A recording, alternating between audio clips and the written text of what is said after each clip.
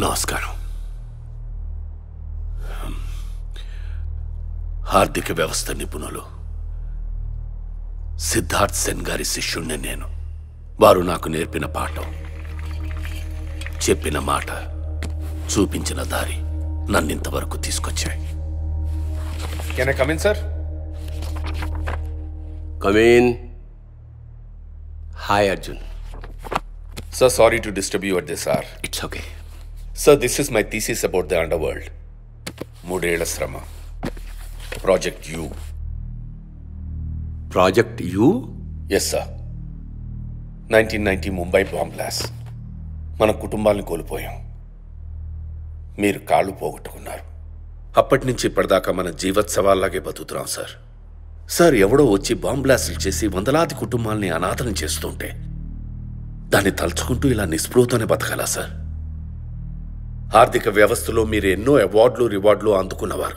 నేను సిఏలో గోల్డ్ మెడలిస్ట్ని. అలాంటిది అందరిలాగే మనము చేతకాని వాళ్ళ బతకడం కరెక్ట్ కాదు సార్. ఇంతకీ ఇప్పుడు నువ్వు అనేది ఏంటి అర్జున్? సార్, మూడో ప్రపంచ యుద్ధం గురించి మీరు రీసెంట్గా రాసిన పుస్తకంలో ఏం చెప్పారు సార్? దాని గురించి ఇప్పుడు ఎందుకు? అవసరం ఉంది సార్, ప్లీజ్ చెప్పండి. రెండవ ప్రపంచ యుద్ధం జరిగి 50 సంవత్సరాలైంది. మూడో ప్రపంచ యుద్ధం రాకూడదని అన్ని దేశాలు ఎంతో ప్రయత్నిస్తున్నాయి. ఎన్నో సమీక్షలు, సమావేశాలు కూడా నిర్వహిస్తున్నాయి. కానీ వాళ్ళకు తెలియని విషయం ఏమిటంటే మూడో ప్రపంచ యుద్ధం ఎప్పుడో మొదలైపోయింది. దాని పేరే అండర్ వరల్డ్. మనలాగే మనతో పాటే ప్రయాణం చేస్తూ మనలో భయాన్ని నింపి మన ఆర్థిక వ్యవస్థని పతనం చేసి మనల్ని బానిసల్ని చేయడమే ఈ మూడో ప్రపంచ యుద్ధం. దాని పరిణామాలే terrorism, bomb blasts. Yes sir, you are absolutely right sir. అందుకే దాన్ని ఆపడం కోసమే నేను అహోరాత్రులు కష్టపడి తయారు చేసిన ఆయుధమే సార్ ఈ ప్రాజెక్ట్ యూ. సార్, మనం అండర్ వరల్డ్ మీద యుద్ధం చేయాలి, కానీ అది ఆయుధంతో సాధ్యం కాదు, ఆలోచనతో అది సాధ్యం సార్. వాళ్ళు మన ఆర్థిక వ్యవస్థని పతనం చేయాలనుకుంటున్నారు, కానీ మనమే వాళ్ళ ఆర్థిక వ్యవస్థని పతనం చేస్తే.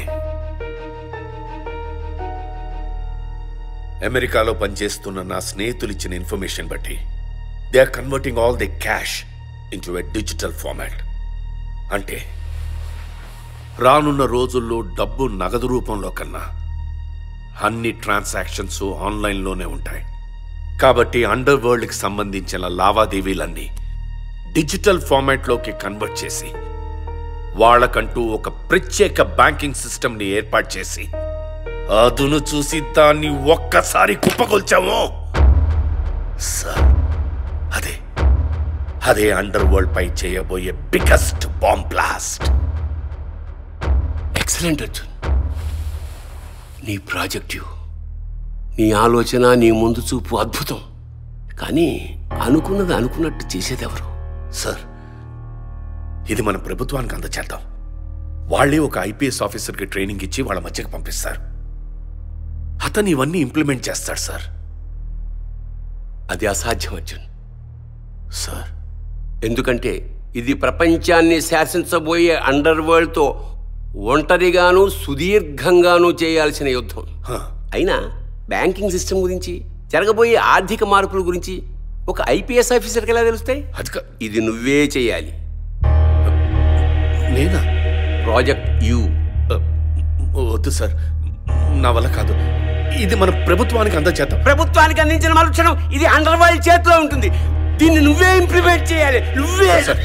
వద్దు సార్, సార్ మనం రేపు మాట్లాడుకుందాం సార్. సార్ అర్జున్, అర్జున్ లేదు sir.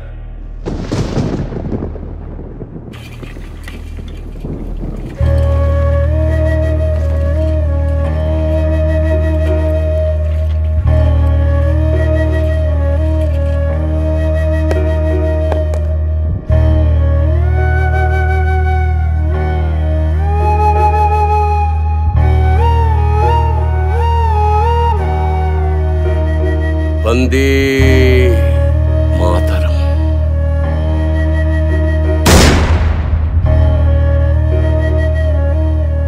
Very good morning to you sir.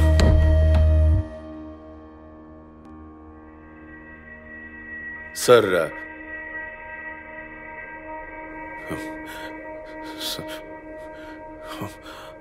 oh God, oh my God.